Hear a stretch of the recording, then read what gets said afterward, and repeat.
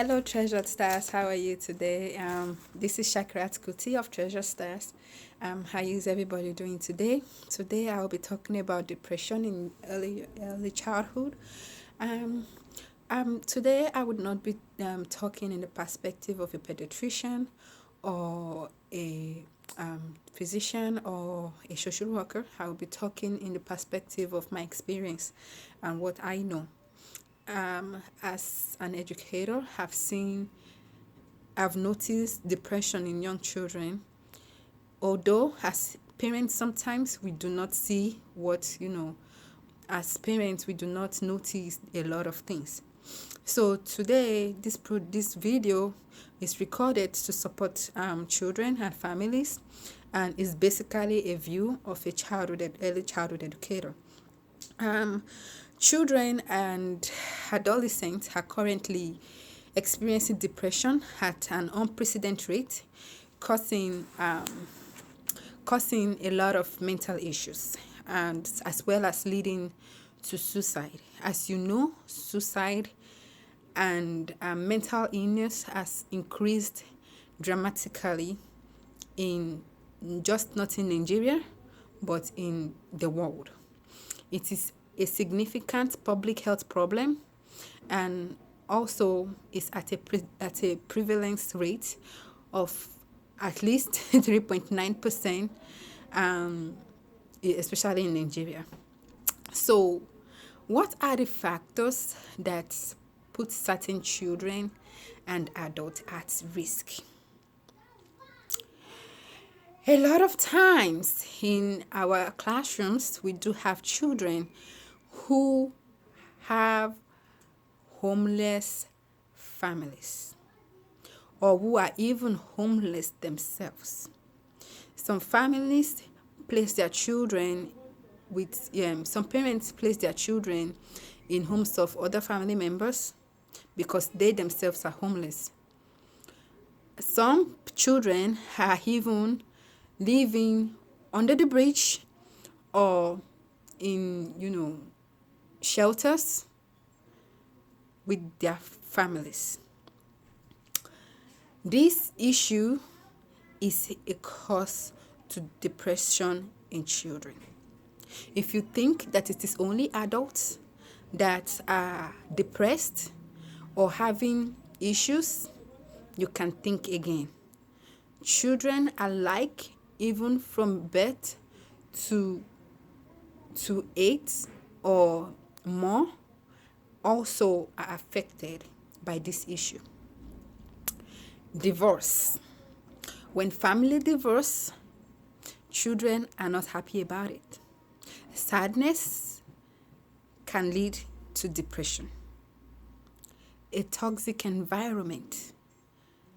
Parents fighting each other in front of kids. A lot of screaming in the house. All these are caused by depression. Economic issue. Our government not providing the best for the families, they can cause depression. Change in environment. If you move from an environment that you have always been, getting everything you want and, at least managing, and you are moving to another environment that is not as healthy, then it can cause depression. Death in the family. If you think children don't understand that people die and there's always problem after people die, especially when a family member who is taking care of other families die in the family, of course they know that causes depression. Abuse and neglect, both past and present. People don't get over being abused, not all the time. Even when they forget, when they are getting treatment, there are still flashbacks, which make people think.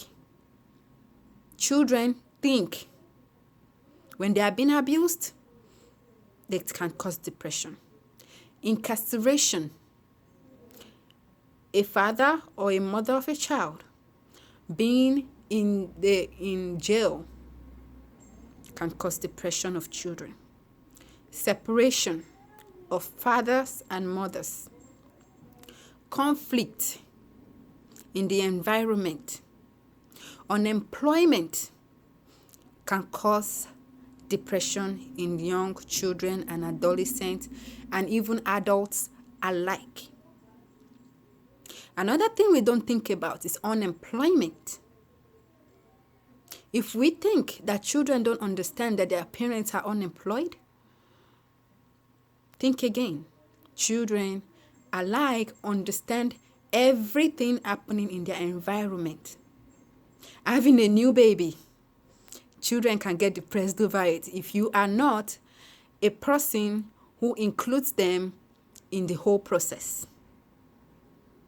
Illness, genetics, migrations, and more causes depression in young children. So please think again. Look at all this that I have listed. Children who fall under all these categories are in our environment and in our classrooms. We should think about it again as adults. Are we thinking about the children's feelings? Do we think about all of these things when we are handling their care in our environment and in our classrooms? As parents, are we thinking about all of these when we are caring for our children in their environment? So we as adults should understand all of this. Some of the symptoms that are visible in a child that might be depressed includes but not limited to withdrawal in the society. Some children might be very open and very, playful in the environment, but when they start showing little or no interest in their environment or in things that they have always been doing, then it doesn't necessarily mean that they are depressed, but it might be a sign of the beginning of depression. When children begin to change emotions, for example, a child who is abused consistently and does not say anything about it, their mood changes. As a parent and as an adult who is caring for a child, you should understand your child's emotions. If emotions are changing, then I believe you should ask, talk, look for a way to interact with that child and see what problem is going on. Sometimes a child might be bullied at school and you don't know it. They wouldn't tell us all because, of course, the way our cultural values are all arranged, sometimes some of it is not worth it. You need to talk to your child. Build a positive relationship with your child. Build a positive relationship with the children in your classroom. A lot of times, let me explain something to you. A lot of times, our children do not talk to us. They talk to the teachers because the teachers have built a better relationship with your child than the parent themselves. Build a relationship that will allow you to communicate with your children. Less communication. If your child is talking before and they stop talking, then there's something wrong. Your child begins to have low self-esteem. Delays in learning. They're getting a B before, now they're getting a F. Consistently. Think about it. They are constantly worried that they don't want to go somewhere, or they don't feel safe somewhere, or they don't feel comfortable. Their behavior is changing. And, sickness with no clear cause. Please think about it. Depression is deadly. Depression is deadly. We have to always pay attention. Okay, so what are we going to do as a community, as individuals, as teachers, as doctors, as people in the society, as parents? What are we going to do to support individuals in our environment who we might think might be experiencing some sort of sadness or depression? Talk, talk, talk, talk, talk, and talk. Talk, communicate with others. Communicate with the children in your environment. Communicate with the adults alike. Iyasikira is living two blocks away, and I know her. I know her children, but I don't talk to her. So because of that, when I notice something about Yashikira's daughter, I am not saying anything to it. Please and please and please, talk. Because if Sikra should die, knowing that you know something or you observe something, then I'm sure that it's not going to be the same story. Please, communicate. Let us build a positive relationship in our environment that we live in. That is very crucial and important. Ask people how they are doing. Man, a lot of times we just pass people by and just pretend that we don't see them. Even if you're fighting, please try and figure out a way to start talking. Please, communicate with others. If I see you and I don't talk to you, it's no reason not to. Talk and talk and talk. Saying hello and hi is very important. You can pass by somebody and say, hello, ma'am. Hello, sir. How are you doing today?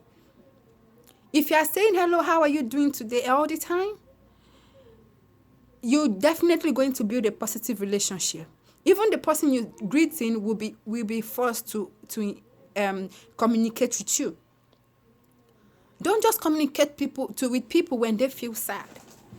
Communicate all the time. Communication is quite crucial. I can tell you now I am working on my communication skills as well. And you too can. We all are working towards one thing or the other. And communication is one of those things that I am working on. So definitely. Another thing. It is very common for people to start talking about each other. If I am confiding in you in something, I expect you to not judge me. I am confiding in you because I know that you are not going to judge me. So do not judge others when they confide in you. Do not judge others when they confide in you because they are building a trust in you. Another thing, do not let go of your physician. Look for a accredited physician. Don't be going from Yalagbo to Yalagbo. Sometimes it is important to talk to your physician about what your problem is. We know we have some crooked ones around there, but we know the way to the hospital. Go to the hospital, talk to your physician about, you, or talk to your physician about your children. When a child comes to you and say, Ma, I would like to speak to you about something that has been going on with me. Listen. Listen to them. Don't judge them. When, as a physician, confidentiality is very important, right? When a child talks to you, find a positive way to bring it up to the parent. Don't just crucify the child and crucify the parent at the same time. That is not going to solve the issue. Depression is real. Depression is real to young children, adolescents, and adults alike. It is very, very real. Also, if you have gotten through depression, please open up to others. Share your stories. Your stories might help others. If you have a child who have gone through depression before, share your stories to other parents who their child are going through the same thing. I'm sure a child is not watching this video right now. It is adults.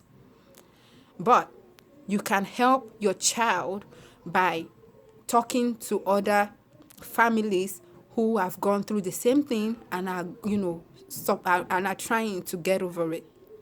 Just maybe it can encourage them and they can support their child. Be supportive. As much as possible, encourage your children to spend time with positive peers and friends. Know your child's friends and peers. Know the people they are playing with. Know their families. Build a network. Build a relationship. It is very, very important. We have children in our classroom who are going through depression. We have children in our environment who are going through depression. We can help by staying positive, by not being biased, by connecting them with people who can support them. If we cannot support them, we may have people who can support them. If you don't have anything to say to them, give them a card, a phone number, an email, or a group that can be supportive to them. Don't crucify them. Don't judge them. And as for parents who do not understand that some of the problems or some of the things that causes depression is affecting their child, please think again. All of those things that I have listed before, homelessness, divorce, toxic environment, change in the environment, death in the family, abuse and neglect, migration, incarceration, separation, conflict, unemployment, having a new baby, illness, all of these things can cause depression and your children can be affected. One thing that I would like to share is that schools should start providing trauma-informed services to their children and families alike. If you cannot provide it directly, you can provide it indirectly through referrals. Look for referrals for your schools that will be able to support your families. You won't be happy if one of your children should be depressed and end up committing suicide because you didn't do anything. Please do not exclude children with special abilities. If you do not have resources for them, provide them with resources where they can go to. Provide them with places where they can go to and get support. Respect children's feelings. Provide secure and caring environment for them. Open communication. Find research-based curriculums that will support your children in their social emotional. We think social emotional is small. It is one of the biggest milestones that is needed to support children in their environment.